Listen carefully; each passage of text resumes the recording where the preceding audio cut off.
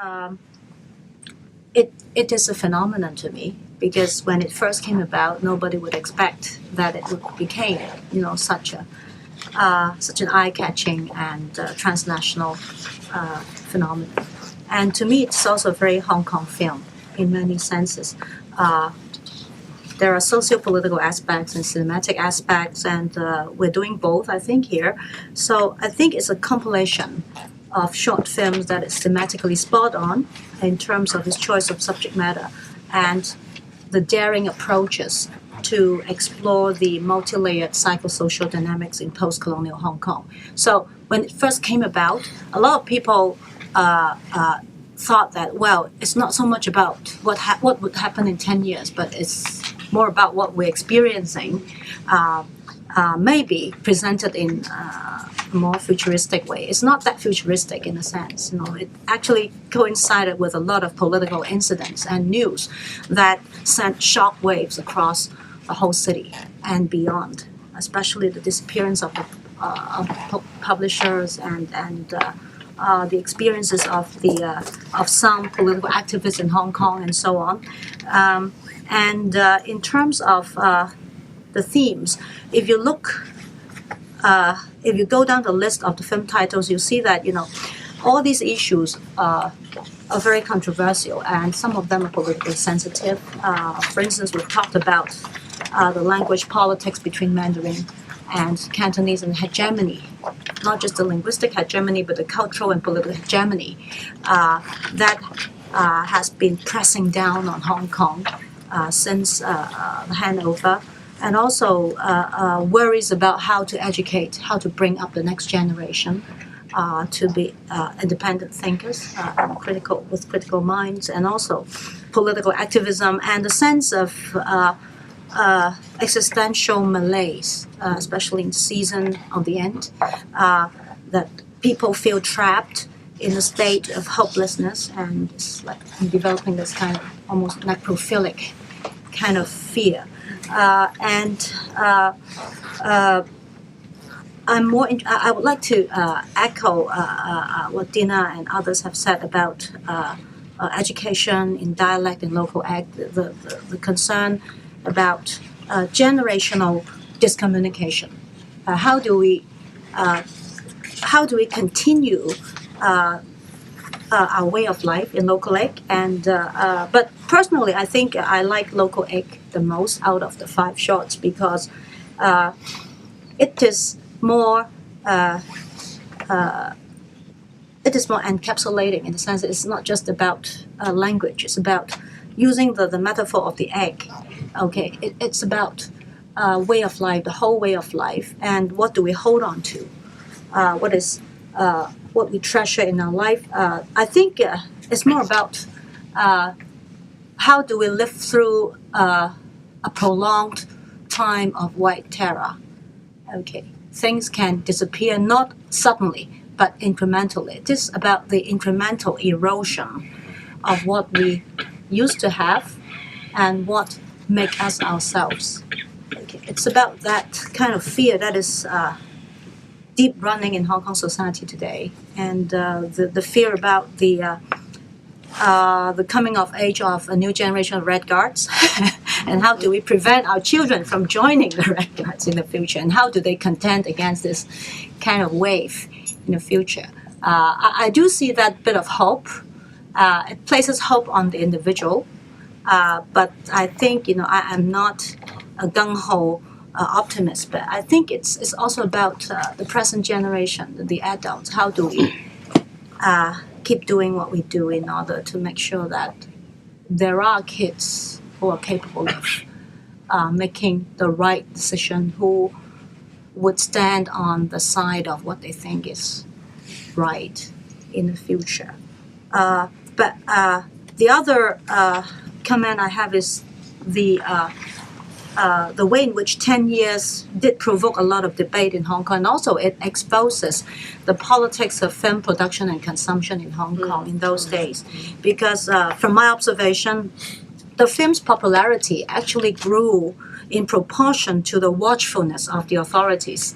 And the more the film was losing exhibition channels, the more people were wanting to watch the films. And I was very lucky when I was looking for a venue to watch the film, when, it was like, it was disappeared, It disappeared because it was disappeared. And I found that, one community cinema in Ma On Shan was still, in the New Territories. It's a very obscure, it was owned by, I think, an individual. It's not a chain operation. That small cinema, poorly equipped, was still showing 10 years. And I immediately bought tickets for that, of course. And it was, I think, for that cinema, it was one of the most profitable throughout the Lunar New Year. The good, the interesting thing is it kept screening the film throughout the Lunar New Year. It was very extraordinary because we all know that all the cinemas in Hong Kong during the Chinese New Year would be showing Chinese New Year film. It has become a genre of its own. But, I was surprised and happy to see 10 years still, being screened throughout the holidays. And it was full house all the time. I keep checking, it was full house all the time.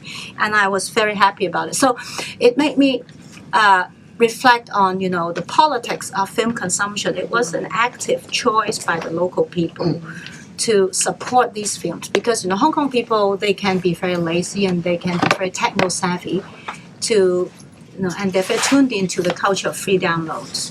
But I think the fact that these people are willing to spend time and money in a theater to watch 10 years during the Chinese New Year holidays actually says something about what the locals want to see in cinema these days. And I hope that, it is also a very positive sign to the independent filmmakers in Hong Kong. And the other thing is the experience of screening 10 years seem to be, repeated in later post-umbrella film because as far as I know, Yellowing and Evans Chan's Raise the Umbrella met the same fate. They were denied by most theater owners, operators in Hong Kong, and therefore they had to resort to community screening or special screening on campuses. So they had to market their films on campuses and in the community. So I think, it also reveals something about the changing ecology of film exhibition in Hong Kong and how do people come together to form not just a community of filmmakers but also a community of informed audience to keep this culture alive. This is my observation so far. I wanted to talk a little bit about the technology part. So the film was, the original 10 years film was showing in theaters, and then we came on board, Golden Scene came on board after the theatrical run. I think it was sort of the end of the theatrical run. And then so there was an online leak of an unfinished version of the film. Wow. And it was, just going around like crazy because so many people wanted to see it, but they couldn't. No cinemas were showing it. And so we were like, oh my God, what are we going to do about this link? It's on YouTube, and people are putting it on Google Drive and sharing it to everyone. But it's unfinished. It's not subtitled. It's not color graded. The cut's not final. So we're like, this is not how we want people to see it. And then so we wrote on our Facebook page. We're like, okay, there's this link going around. Please don't watch it. We're going to make it available to you as soon as possible. And so we had an urgent meeting with YouTube because with YouTube Hong Kong, we went up to their office and be like, yo, don't let people to take this down, and then let's work together and make it available legally to everyone. And so we did that, and I think it was on Google Play and iTunes within 48 hours, and they were very quick on making this happen. And Google Play, it broke all the records of the most downloaded film or whatever.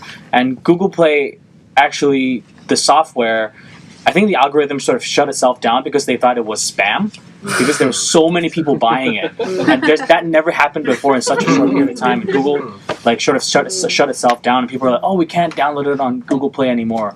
And so we have to speak to Google Play. We're like, this is not spam. I think people are actually trying to pay to watch the film, and that was such a crazy experience for us.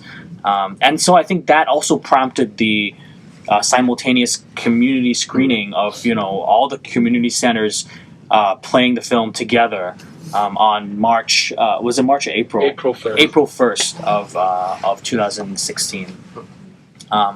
And it goes to it also sort of like piggybacks on your point on the demand of people wanting to see it because it's banned, because it's banned in China, and because there were rumors that the government is giving theater chains pressure on stop showing this film, otherwise we're gonna do something, but it's never confirmed. But nobody can confirm that. But it's in a business standpoint, it doesn't make sense. They were selling out tickets. It was full house, but they cut shows, and that doesn't make sense in a business kind of way. So there must be like an external sort of I think it's more self-censorship. Self-censorship, Yeah. yeah.